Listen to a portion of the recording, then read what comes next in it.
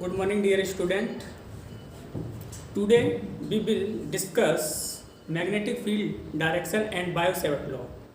सबसे पहले स्टूडेंट हम देखेंगे कि जो वेक्टर क्वांटिटी होती है उसकी डायरेक्शन किस तरीके से फाइंड करते हैं, क्योंकि magnetic field is a vector quantity.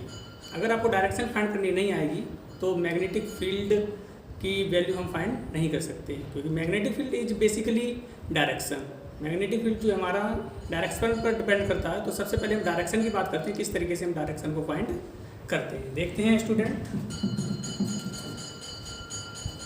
अगर आपका क्रॉस कहीं पर बना हुआ है प्लेन पर, तो क्रॉस मीन्स होता है हमारा कि जो किसी की जो डायरेक्शन है वो परपेंडिकुलर इस प्लेन के इनवर्ड है।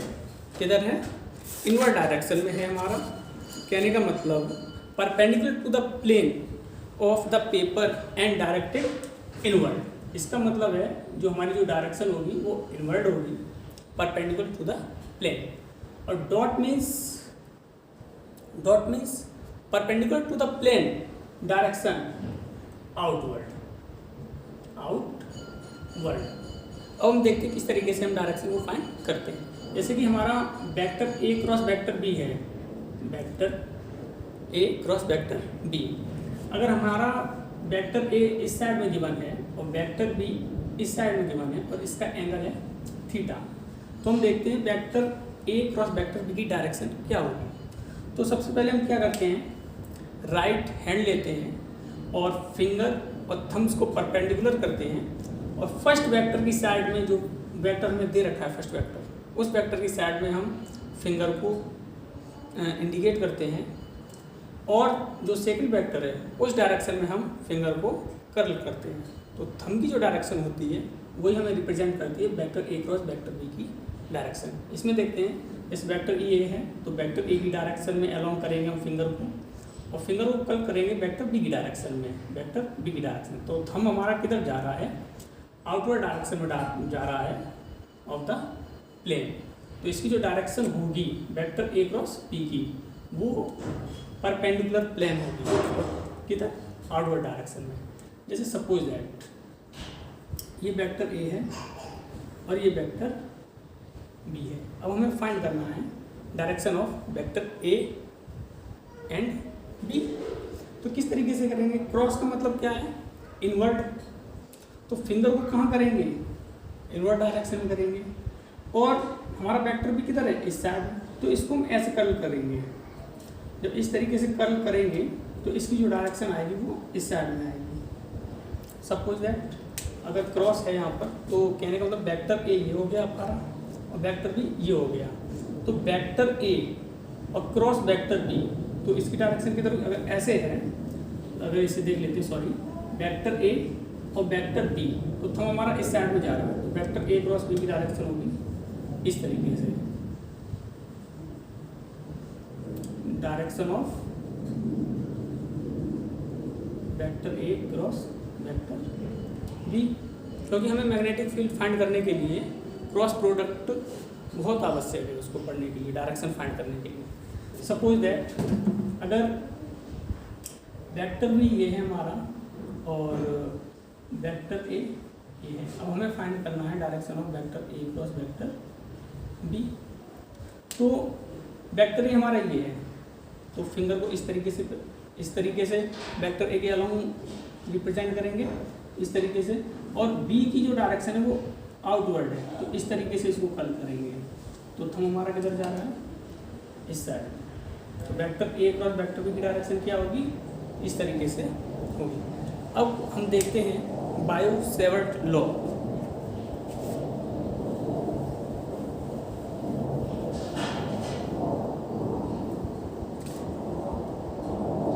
बायो-सेवर्ट लॉ, ये हमारे दो साइंटिस्ट हैं, एक बायो और दूसरे सेवर्ट। तो बायो-सेवर्ट ने क्या बताया था? एक लॉ दिया, उन्होंने बोला, देखिए बायो-सेवर्ट लॉ से पहले एक साइंटिस्ट थे ऑस्टर्ड।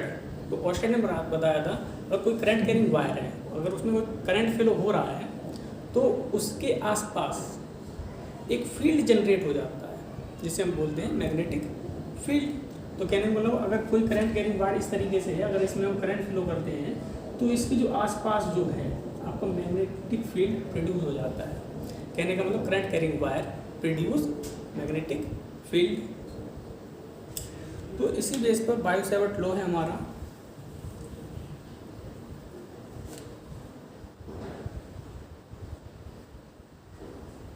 X Y current carrying wire, और इसमें हमारी करंट आई फ्लो हो रही है। तो इसका एक स्मॉल एलिमेंट्स ले लेंगे,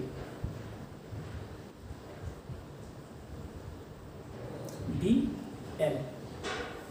अब इस डी एल एलिमेंट के द्वारा किसी भी पॉइंट पर कहीं पर भी हम मैग्नेटिक फील्ड को फॉर्मूला फाइंड करेंगे। जैसे यहाँ पर एक पी पॉइंट ले लिया, यहाँ पर हमें मैग्नेटिक फील्ड फाइंड करनी है due to element D L. जब एलिमेंट हमारा स्मॉल है तो यहाँ पर जो मैग्नेटिक फील्ड जो बनेगा वो भी क्या बनेगा, स्मॉल बनेगा। अब इसमें आगे जाकर के हम बताएंगे और एक्सप्लेन करेंगे इसको जब फार्मूला निकल आएगा। तो हम क्या करते हैं, तो इस डी एल के लिए यहाँ पर जो मैग्नेटिक फील्ड जो जनरेट होता है वो हमारा जो है कई फैक्टरों पर डिपेंड होता है। According to Biot Savart law, the magnitude of magnetic field at point P due to a current carrying depends on the following factors. तो नंबर फर्स्ट फैक्टर्स क्या है हमारा, जो मैग्नेटिक फील्ड है डीबी, ये डायरेक्टली प्रोपोर्शनल होता है हमारी करंट, जो करंट कैरिंग वायर है उसमें जो करंट फ्लो हो रहा है उसके। तो इक्वेशन नंबर फर्स्ट कहने का मतलब क्या है, magnetic field is directly proportional to the current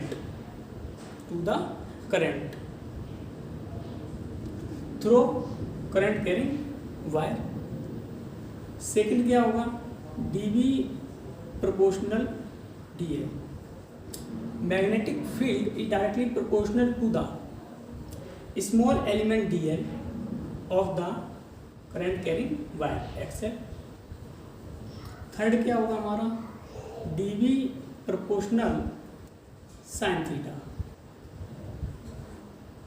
magnetic field is directly proportional to the sine of angle theta between dl and joining line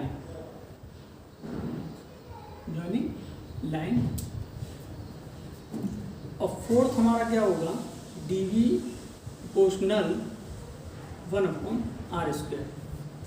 magnetic field is inversely proportional to the square of distance between small element dl and point P. Combining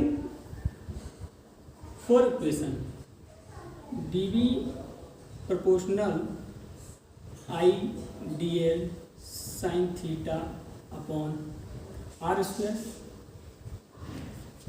DV equal to, जब proportional को हटाएंगे या shift करेंगे तो यहाँ पर जो constant value आएगी μ0/4π I D L sine theta upon r²। μ0/4π is a constant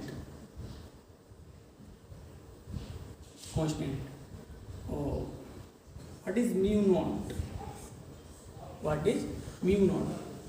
Permittivity of free space, permeability of free space।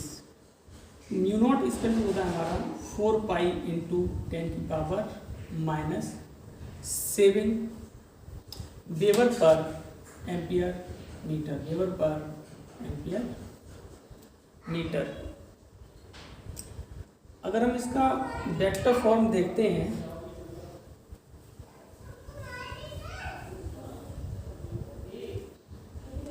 हमने देखा जो फॉर्मूला निकल के आया हमारा वो dB is equal to μ0/4π I D L sine theta upon r²।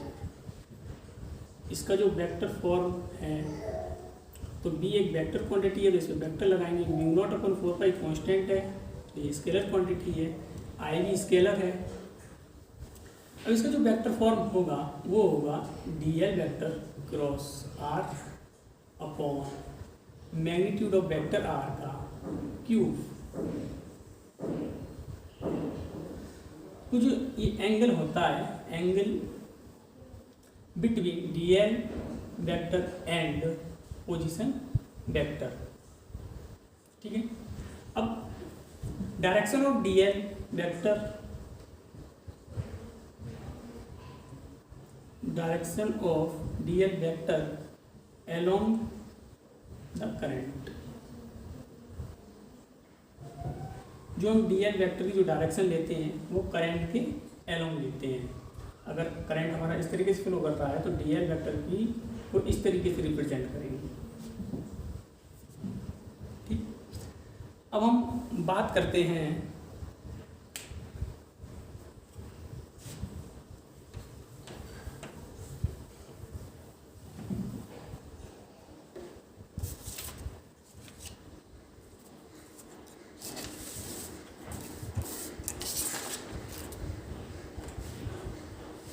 Magnetic field due to current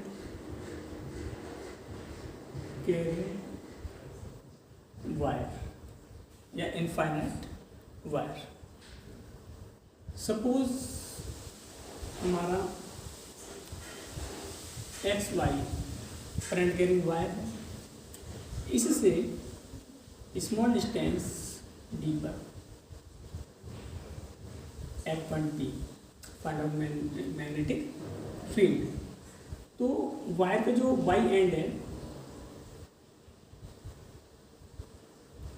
suppose कर लेते हैं ये θ1 एंगल ड्रॉ हो रहा है और एक्स का पी पर θ2। अब बायो सेवर्ट लॉ जो बना है वो स्मॉल एलिमेंट्स के लिए बना है। जब हमने स्मॉल एलिमेंट्स डी एल लिया था तो मैग्नेटिक फील्ड निकल गया था हमारा D V equal to mu naught upon 4 pi I D L sine theta upon R square. तो हम क्या करते हैं, यहाँ से बाई डिस्टेंस पर जाकर एक एलिमेंट्स ले लेते हैं डी बाई, और ये एलिमेंट्स जो है पी पॉइंट पर थीटा एंगल बना है हमारा। अब इस वायर के कारण इस पॉइंट पी पर हम मैग्नेटिक फील्ड फाइंड करनी है। Find out magnetic field at point P due to X Y current carrying wire. अब हम इसके लिए क्या करते हैं, एक ट्रायंगल ड्रॉ कर लेते हैं इसके सिमेट्रिक। अगर हम देखते हैं, अगर हमारा ये पी पॉइंट है और यहाँ से जो डिस्टेंस है वो हमारी स्मॉल डी है, और ये जो स्मॉल एलिमेंट्स है यहाँ से बाई डिस्टेंस पर है, और जो एलिमेंट्स है ये वाला पी पर कितना एंगल ड्रॉ कर रहा है, इसको हम डी थीटा ले लेते हैं क्योंकि ये स्मॉल एलिमेंट्स है तो स्मॉल ही एंगल ड्रॉ होगा। तो ये एंगल कितना है हमारा डी थीटा, और जो एलिमेंट्स जो है यहाँ पर अगर हम पॉइंट ले लेते हैं एम, तो ये small elements M P line से थीटा एंगल बनाए। तो ये बाई है और ये पॉइंट पी है, तो ये हमारा एंगल हो जाएगा थीटा बाई, और ये एम पी। देखिए एम पी और स्मॉल एलिमेंट्स, तो ये यहाँ से यहाँ तक एलिमेंट्स की डिस्टेंस कितनी है बाई, और एम से पी की डिस्टेंस कितनी है डी। अब अगर हम यहाँ पर मैग्नेटिक फील्ड फाइंड करते हैं, अगर इसमें करंट इस तरीके से फ्लो हो रहा है तो अब देखो इसमें डायरेक्शन क्या होगी, टीएल की डायरेक्शन किधर होगी, करंट की डायरेक्शन में, और पॉइंट पी है। जब हम यहाँ पर इसको इस तरीके से करेंगे डीएल वेक्टर, क्योंकि डीएल वेक्टर क्रॉस आर था हमारा, तो आर तो हमारा ये हो जाएगा, तो क्या होगा डीएल क्रॉस आर, तो किधर होगी इनवर्ड डीएल क्रॉस आर। तो यहाँ पर जब हम मैग्नेटिक फील्ड के लिए फॉर्मूला लिखेंगे वो क्या होगा, D V equal to mu naught upon 4 pi, कितना करंट फ्लो हो रहा है आई, और किस एलिमेंट से, ये एलिमेंट्स कितना है डी बाई साइन। अब देखिए जो एंगल जो आता है वो ऑलवेज इस तरीके से हमने ड्रॉ किया था, तो डी एल की डायरेक्शन इस तरीके से थी, तो डी एल वेक्टर और आर वेक्टर के बीच जो एंगल था वो हम थीटा लेते हैं। अब देखो ये हमारा थीटा है, ये हमारा 90 माइनस थीटा होगा, और हमें एंगल कौन सा लेना है डी वाई से आर का, ये हमारा आर है, तो कितना हो जाएगा 90 प्लस थीटा। जब हम आर को फाइंड करेंगे तो आर इक्वल टू क्या हो जाएगा हमारा डी सेक थीटा, तो हम यहाँ क्या लिखेंगे एंगल में 90 प्लस थीटा, अपॉन क्या होता था एलिमेंट से पॉइंट की डिस्टेंस का स्क्वायर, तो कितना हमारा डी सेक थीटा, तो यहाँ क्या हो जाएगा डी सेक थीटा का स्क्वायर। अब यहाँ पर हम देखते हैं तो हमारे पास दो वेरिएबल है, एक बाई है और एक थीटा है, तो हम डी वाई की वैल्यू फाइंड कर लेते हैं। तो यहाँ से हमारा टेन थीटा इक्वल टू कितना हो जाएगा, tan theta equal two by upon D, तो यहाँ से बाई इक्वल टू कितना हो जाएगा डी टेन थीटा।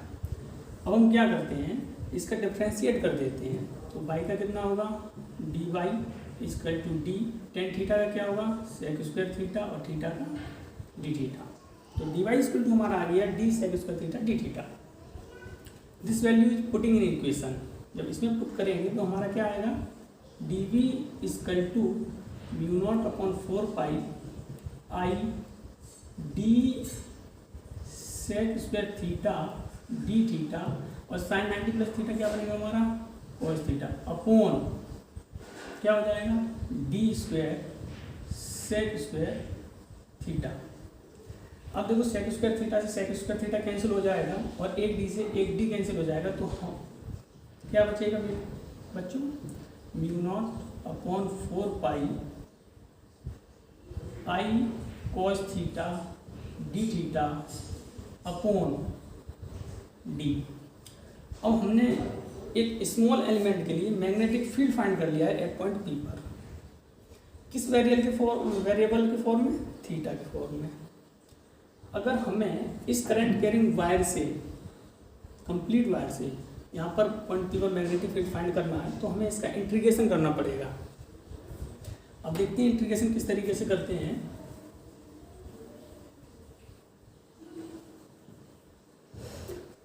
तो integration D V equal to integration mu naught upon 4 pi I cos theta D theta upon D.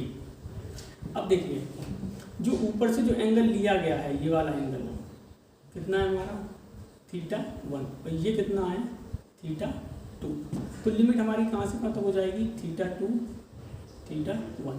ये हमारा परपेंडिकुलर से नीचे है डाउनवर्ड है, तो इसे माइनस में लेंगे, तो माइनस थीटा 2 थीटा 1, तो इसका इंटीग्रेशन करेंगे तो हमारा क्या हो जाएगा D equal to mu naught upon 4 pi I upon D, ये हमारा कांस्टेंट है, तो integration minus theta 2 theta 1 cos theta D theta, तो b equal to mu naught upon 4 pi I upon D. अब कोस थीटा का integration क्या होता है हमारा साइन थीटा, तो साइन थीटा लिमिट कितनी है theta 2 theta 1, b equal to mu naught upon 4 pi I upon D. हम लिमिट पुट कर देंगे, तो सबसे पहले अपर लिमिट रखते हैं माइनस करके लोअर लिमिट जिसका इंटीग्रेशन हुआ है। अब देखिए साइन थीटा मतलब जो वेरिएबल है, तो क्या होगा हमारा साइन थीटा की जगह upper limit theta 1 minus sine lower limit minus theta 2, तो B equal to mu naught upon 4 pi I upon D sine theta 1 minus, अब देखिए sine minus theta minus sine theta होता है, तो माइनस माइनस का हो जाएगा प्लस प्लस साइन थीटा। एक इनफाइनाइट वायर के लिए मैग्नेटिक फील्ड का हमारा ये फॉर्मूला निकल के आता है B equal to mu naught upon 4 pi I upon D sine theta 1 plus sine theta 2। अब हम इसमें देखते हैं, इसमें दो केस बनते हैं हमारे। अब दो केस वो क्या हैं वो देखते हैं।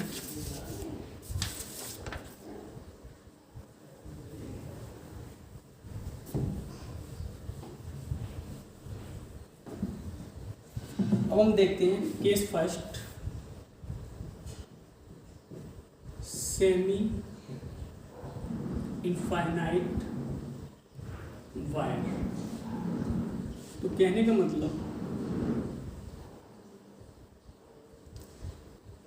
सेमी इनफाइनाइट वायर इस तरीके से होगा। ये डिस्टेंस हमारी डी है और इसमें करंट आई फिल हो रहा है। तो थीटा 1 हमारा कितना हो जाएगा 90 और थीटा 2 कितना हो जाएगा हमारा 0। हमेशा याद रखना, जो करंट कैरिंग वायर होता है और जिस पर हमें मैग्नेटिक फील्ड फाइंड करनी होती है, उस पॉइंट से वायर पर परपेंडिकुलर ड्रॉ करते हैं, जिसकी डिस्टेंस हम कुछ भी ले सकते हैं डी आर। फिर वायर का फर्स्ट एंड जितना भी उस पॉइंट पर एंगल बना रहा है थीटा 1 और दूसरा वाला जो भी बना रहा है थीटा 2। तो कहने का मतलब जो थीटा 1 जो होता है वो परपेंडिकुलर से ऊपर वाला होता है, जो थीटा 2 होता है वो परपेंडिकुलर से नीचे वाला एंगल होता है। तो कहने का मतलब अब हम देखते हैं, इसमें जो इनफाइनाइट वायर हो जाएगा तो एंगल कितना हो जाएगा 90 और ये वाला वायर इस पॉइंट पर कितना एंगल बना रहा है 0। तो फॉर्मूला क्या है हमारा, B = μ0/4 I/d sin theta 1 plus sine theta 2। Value put कर दीजिए थीटा 1 एंड थीटा 2 की। μ0/4 I/d sin theta 1 sin 90, sin theta 2 sin 0 और sin 0 की वैल्यू क्या होती है 0 और sin 90 की वैल्यू क्या होती है 1। तो एक सेमी इनफाइनाइट वायर के लिए जो मैग्नेटिक फील्ड का फॉर्मूला है μ0/4 I/d। अब हम बात करते हैं इनफाइनाइट वायर के लिए। Case second, infinite wire. Case second, infinite wire. अब इनफाइनाइट वायर में क्या होंगे, जो दोनों एंड जो हैं, ये x हो गया और ये हमारा y, और यहाँ पॉइंट P पर हमें मैग्नेटिक फील्ड फाइंड करनी है जो y से t डिस्टेंस पर है। तो ये वाला एंड जो इस पर एंगल बनाएगा वो कितना होगा थीटा 1 = 90। इसी सिमिलरली ये वाला कितना होगा थीटा 2 = 90। फॉर्मूला क्या है हमारा, B = μ0/4 I/d sin थीटा 1 कितना 90 प्लस साइन थीटा 2 कितना 90।